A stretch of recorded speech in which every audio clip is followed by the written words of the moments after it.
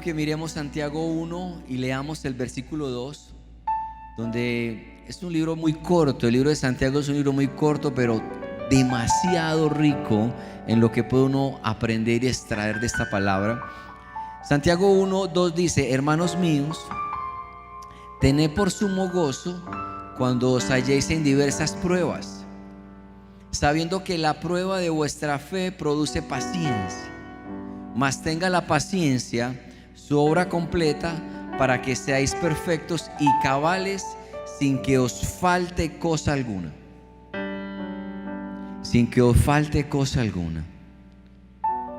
Cuando Santiago dice que debemos tener por sumo gozo, suena ilógico.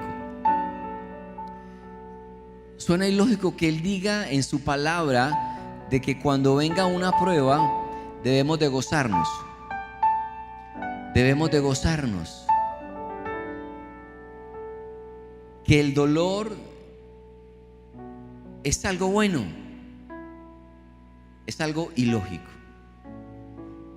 Porque cuando habla la palabra, cuando estés en diversas pruebas, no una, no dos, sino varias pruebas viviendo en tu vida, está hablando de que cuando esto ocurra,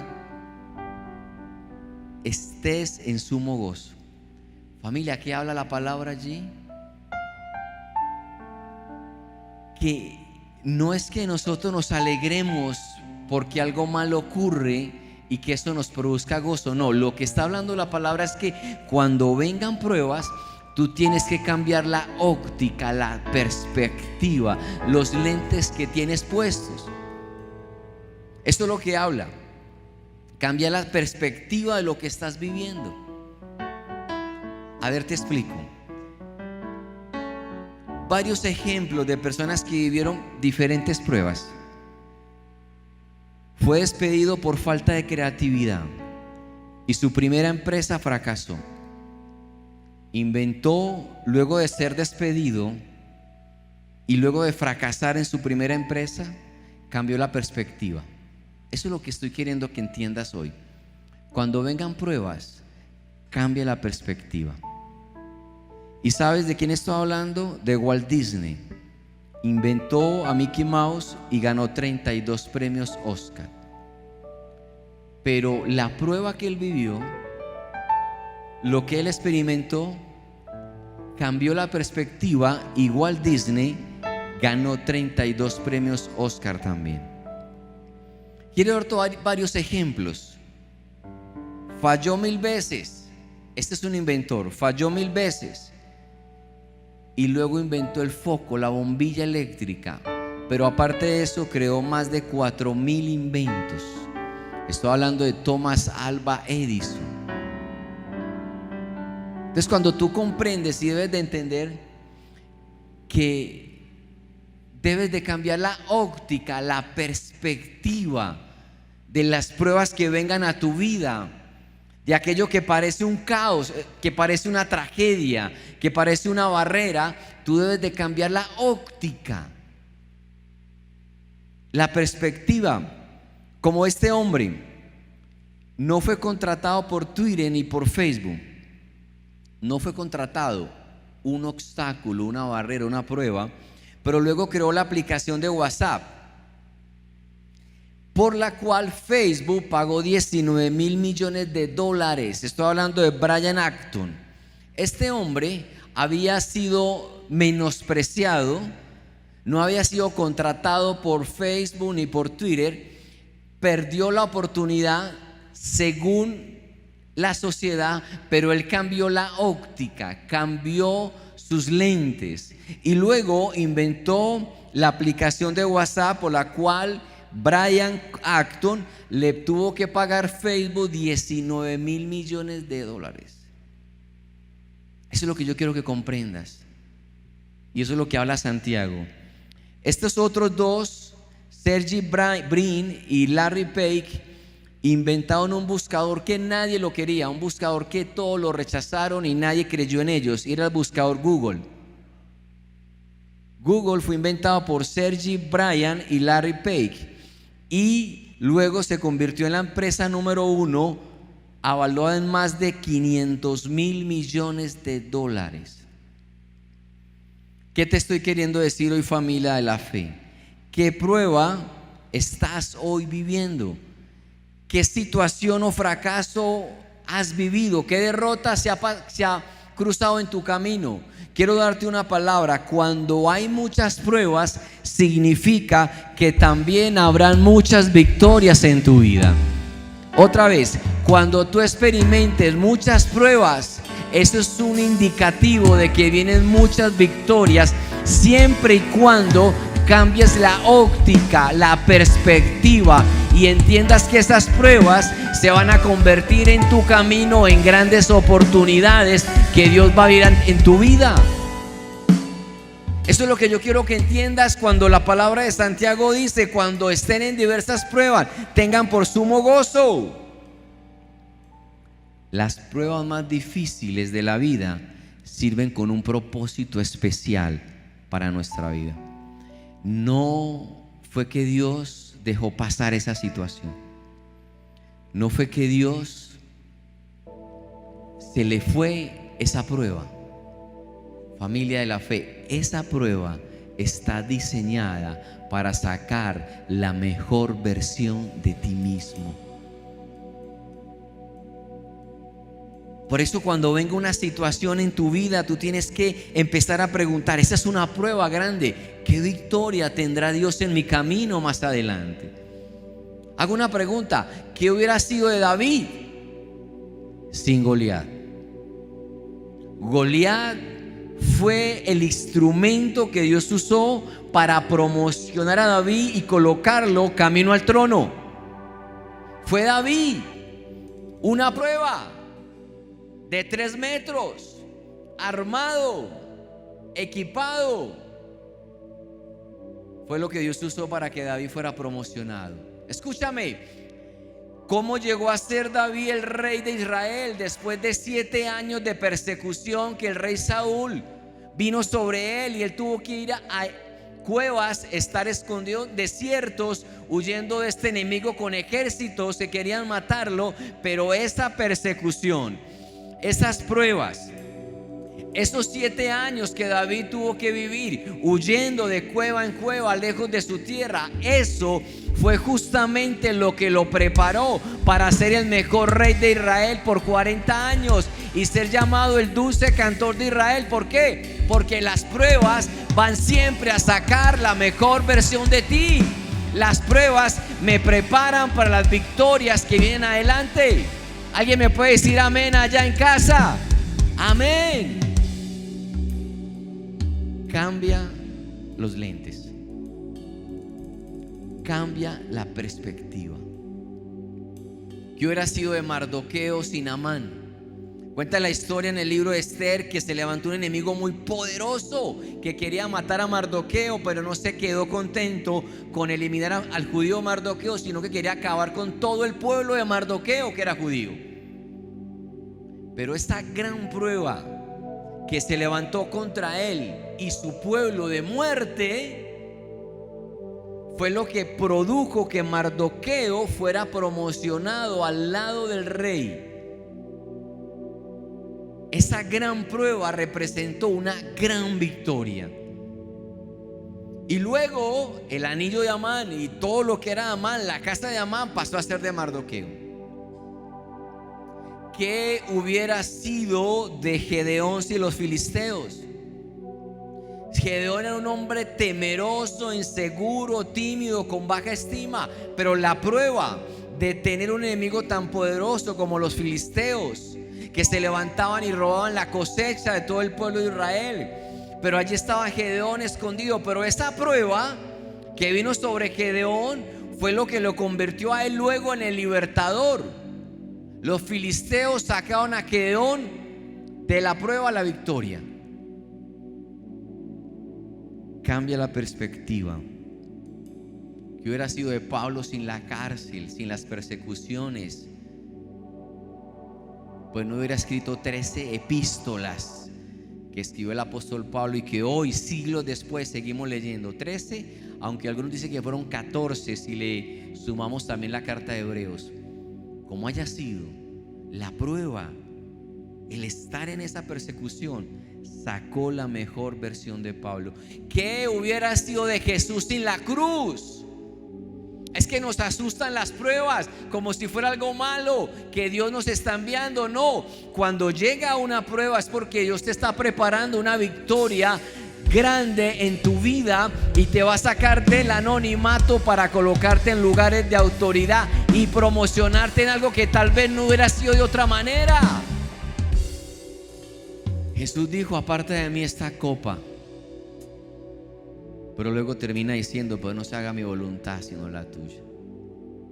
La cruz, que es locura para la gente de afuera, para nosotros es poder de Dios para salvación.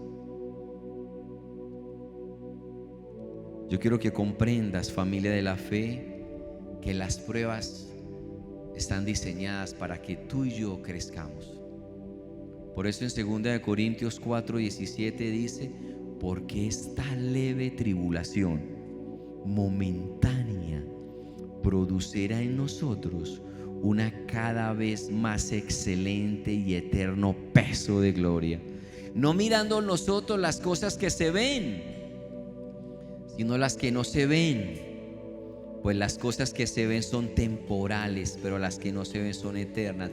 Esta leve tribulación momentánea va a producir en nosotros un eterno peso de gloria. Esto es lo que va a pasar con esta prueba. ¿Cuál prueba estás cruzando hoy?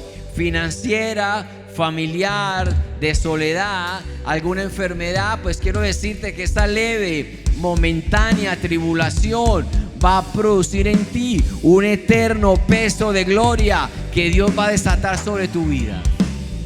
Es algo que yo quiero que lo veas con esa óptica. Quita los lentes de temor, quita los lentes de derrota, quita los lentes de fracaso, porque Dios lo que está preparando en tu vida es una victoria extraordinaria que de otra manera no iba a ocurrir.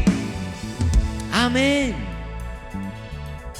Dios está haciendo una obra grande en la iglesia. Luego dice que esa prueba, cuando en nosotros llega, ¿qué es lo que produce? Versículo 3: sabiendo que la prueba de vuestra fe, sigo en Santiago 1, pero el versículo 3, él está hablando allí, pero sabiendo que la prueba de vuestra fe produce paciencia. La fe tiene que ser probada, si no, no es fe. Y si la fe no se usa, se atrofia. Pero aparte de que la fe es probada, hay un beneficio: produce paciencia. La paciencia es algo del carácter cristiano que tiene que formarse. Es importante y fundamental. Y me dio curiosidad saber de dónde viene la palabra paciencia. El origen de la palabra de la raíz latina es pati, donde el participio es patiens. Y esta patiens es donde luego se pasa al castellano y es paciente. Entonces, cuando alguien está en el hospital y dice: hay un paciente, el que sufre, significa eso. Hay un paciente. La paciencia es el valor que nos hace personas, como personas, tolerar, comprender, padecer y soportar los contratiempos y las adversidades con fortaleza. Hay que desarrollar la paciencia porque nos moldea el carácter. Paciencia también tiene un sinónimo que significa resistir. También significa perseverar. Por eso cuando la palabra dice: someteos pues a Dios, resistí al diablo, es eso, paciencia, y él huirá de vosotros. Perseverar es sinónimo de paciencia. Así que yo quiero darte una frase de oro. Dios quiere que tus pruebas transformen tu conducta y tu carácter. Otra vez: Dios quiere que tus pruebas transformen tu conducta y tu carácter. Y Santiago mismo dice en Santiago 1:12: dichoso el que resiste la tentación, porque al salir aprobado recibirá la corona de vida Escúchame, familia de la fe. Dichoso el que resiste, el que tiene paciencia, el que es perseverante, el que no se rinde, el que no se queda en el piso, el que es perseverante y se levanta. Esa persona que resiste es la persona que recibe una corona. Luego viene una corona, pero tenemos que desarrollar la paciencia. Yo aprendí algo que me gustó mucho y hago una pregunta: ¿dónde tú eres más transformado? ¿En la luz o en el fuego? Otra vez, ¿dónde se produce una transformación real y profunda? ¿En la luz o en el fuego? ¿Cómo así que en la luz? En la luz es cuando alguien te dice: mira, no te unas en yugo desigual. Esa es la luz de la palabra iluminando tu vida, pero tú no tomas en cuenta el consejo, y luego viene el fuego de vivir y experimentar una relación tóxica para luego aprender de que era verdadera ese consejo. Pero a veces a veces no aprendemos tan rápido en la luz, sino en el fuego. Te cuento que ese fue mi testimonio. Dios me había hablado: no te unas en yugo desigual, y me uní en yugo desigual en una sociedad, en una empresa. Y vino una prueba que se llamó quiebra financiera. Esa quiebra financiera me hizo entender, me hizo madurar, me hizo comprender para no volver a equivocarme en la vida frente a ese manejo administrativo financiero que de otra manera yo no hubiera entendido. Y al pasar los años, después de que pasé la prueba, yo bendigo esa crisis, yo bendije la quiebra. Por eso titulé esta palabra: bendice las crisis, porque esa crisis que yo viví me acercó más a Dios, fortaleció mi matrimonio, me hizo más sabio, transformó mi carácter y me preparó para estar parado acá y decirte que las pruebas sacan la mejor versión de ti y poder estar al frente de una iglesia que ha crecido en medio de la crisis. Así que yo bendije la crisis. No cuando la estaba viviendo, porque no la entendía, pero yo quiero que tú entiendas eso. Si la estás viviendo, que esa crisis está preparando una victoria extraordinaria en tu camino. Luego vas a bendecir ese tiempo de aprendizaje. ¿Dónde eres más transformado? ¿En la luz o en el fuego? Ojalá fuera en la luz. Debería ser. Pero a veces el fuego es lo único que nos hace cambiar. Luego dice Santiago 1:4: mas tenga la paciencia su obra completa, para que seáis perfectos y cabales. Y me llama mucho la atención la palabra perfectos. Es muy difícil esta palabra de entender, pero cuando la estudié y la profundicé, encontré que el término de perfectos aludía a madurez, a la madurez del creyente, a la madurez de su carácter. Entonces, cuando te halles en diversas pruebas, tu fe sea aprobada, la paciencia sea desarrollada, vas a ser perfecto. ¿En qué sentido? Tu carácter cristiano va a ser maduro. Eso es lo que representa ser perfecto y cabal. Y por eso el libro de Santiago está animando a sus lectores a que veamos las pruebas que nos llegan como una oportunidad de crecimiento. Eso es el mensaje de Santiago. Mira, cuando estés en diversas pruebas, mira eso como una oportunidad para crecer. Cambia tu perspectiva. Nuestras dificultades deben de convertirse en periodos de aprendizaje y de crecimiento. Y te quiero dar 3 consejos de cómo enfrentar las crisis que estés viviendo hoy y las que tal vez tengamos que vivir mañana. Te voy a dar 3 consejos muy rápido. Número 1, las crisis las afrontamos orando. La oración es lo único que funciona. Oramos al final, ya no tengo nada que hacer, voy a orar. No, se ora al principio. Tú no sabes la oración lo que produce en el reino espiritual. Tú no sabes la oración, los cambios que ocurren cuando oramos. La oración debe ser algo que debes hacer permanentemente. La oración es la respuesta a todas nuestras necesidades. La oración es fundamental cuando enfrentamos batallas, cuando enfrentamos crisis. A veces me levanto en la mañana y oro: Señor, no sé cómo manejar esto, no sé cómo afrontarlo, no sé cómo hacerlo. Y Dios está escuchando mi oración, y al pasar los días Dios ha venido trayendo sabiduría, o trae dirección, o una puerta se abre, o llega a la mente un contacto, o algo sucede.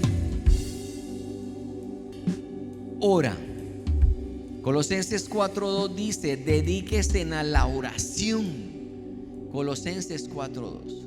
Dedíquese a la oración, perseveren en ella con agradecimiento. Ora. Es lo primero que quiero decirte para enfrentar cualquier crisis, escasez, traición, enfermedad, cualquier batalla que estés librando. Ora. Número 2, ya te lo enseñé: desarrolla paciencia. La palabra dice que las promesas las heredamos con fe y con paciencia. Desarrolla ese carácter interno de tener resistencia, resiliencia por dentro. Y venga lo que venga, tú puedas estar orando, pero teniendo paciencia, resistencia, perseverancia. Romanos 12:2 dice: alégrese en la esperanza, muestren paciencia en el sufrimiento, y otra vez, perseveren en la oración. Perseveren en la oración y muestren paciencia en el sufrimiento. Y lo tercero, casi para terminar hoy: confianza. Familia, necesitas desarrollar confianza. ¿Qué quiero decir con esto? Aunque no entendamos todo lo que está pasando a nuestro alrededor, y tal vez alcances a turbarte y a preocuparte, tú tienes que, en el fondo de tu corazón, tener confianza de que Dios está en control. O sea, no puedes dejarte quitar eso, confianza.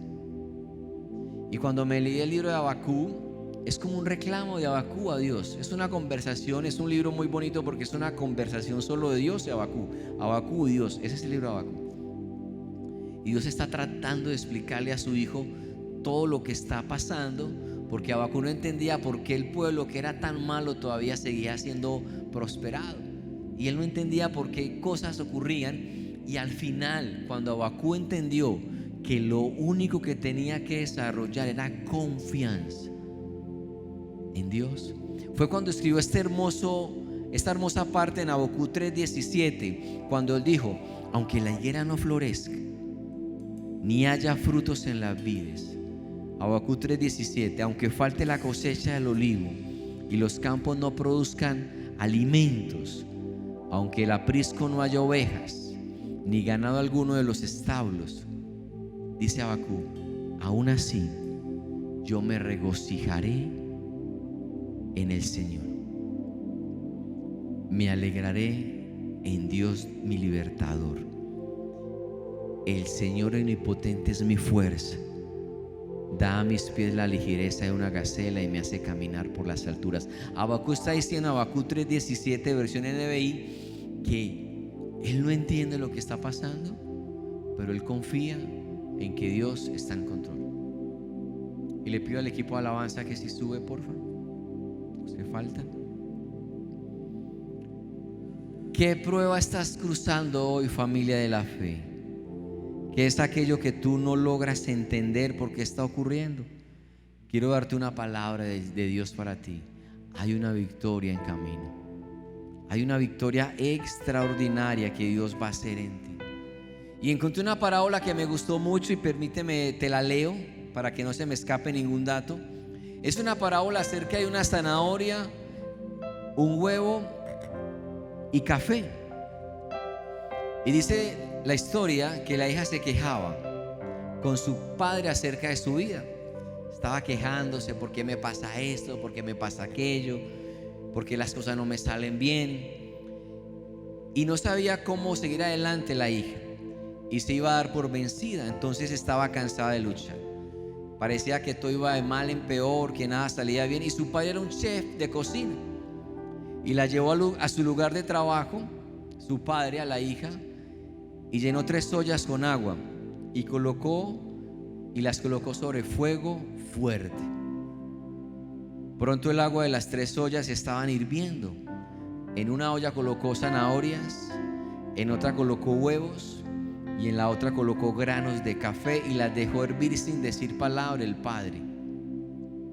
La hija esperó impacientemente, preguntándose qué está haciendo su padre.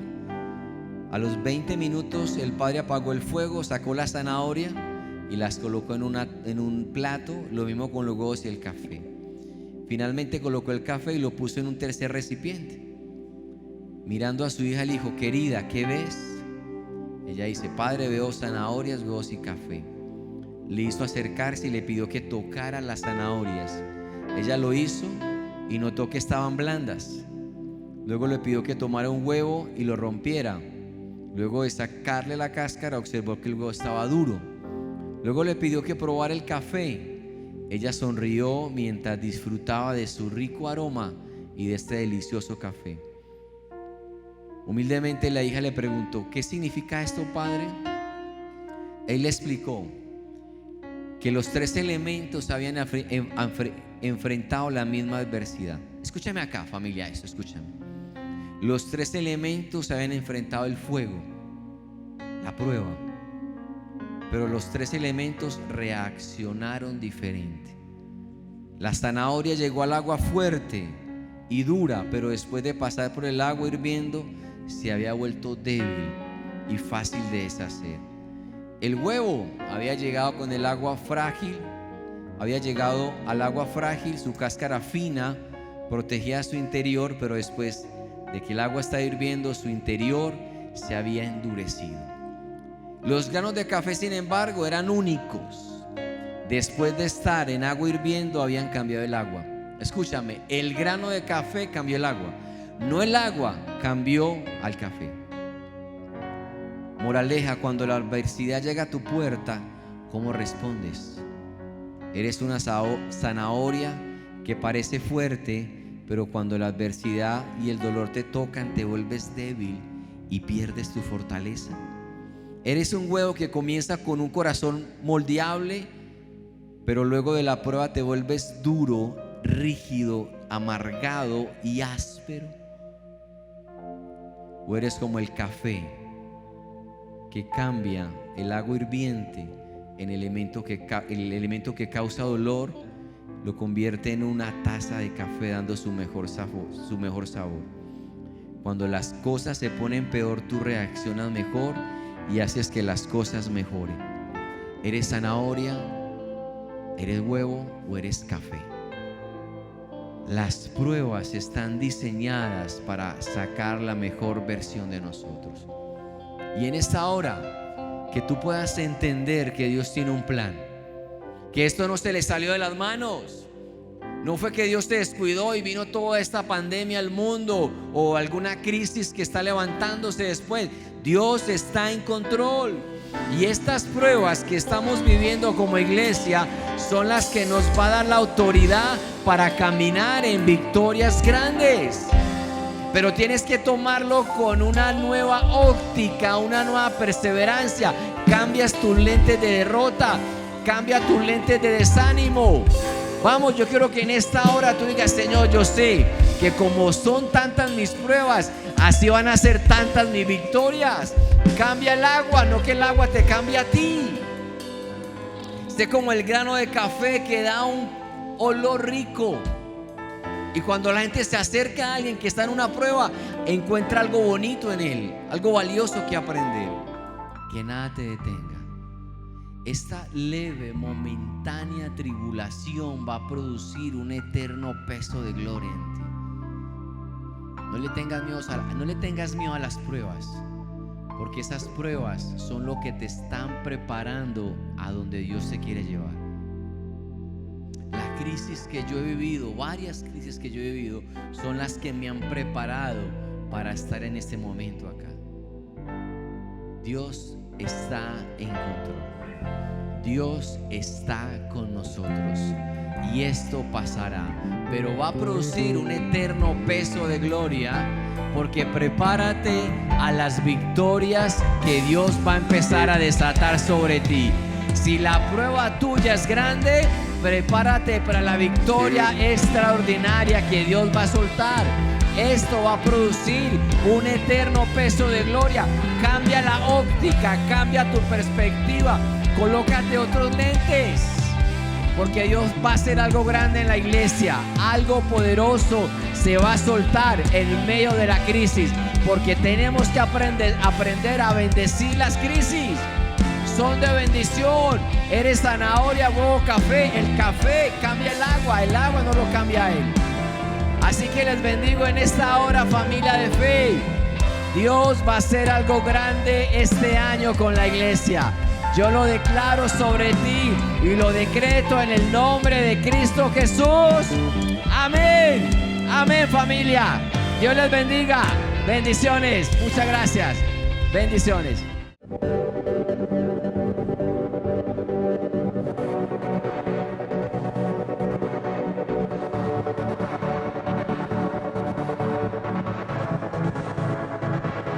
Fue por amor que tu verdad, tu gracia en mi ser me da libertad. No importa ya a dónde iré, Señor, abriste el mar.